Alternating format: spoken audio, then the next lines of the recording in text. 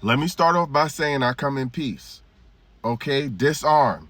I don't want no smoke with nobody. But when it comes to this whole Ralph Lauren collection, I see both sides of the argument. I think the conversation about black elitism and access is a conversation that is worth having.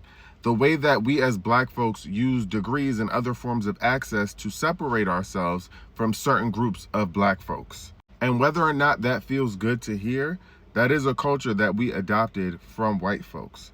It is a tool that white folks have used against black people for centuries to make themselves seem more superior.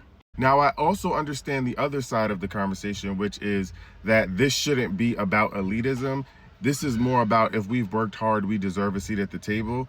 And the collection is just nice. And it represents black historic colleges like Spelman and Morehouse. Get it? Makes sense. And also significantly important parts of black history like Martha's Vineyard. But you also have to realize that Martha's Vineyard and HBCUs sometimes lack representation of black folks who don't have access, who cannot get in those spaces. I also understand that there's a level of honor that comes with being in those black spaces because people work hard to get there.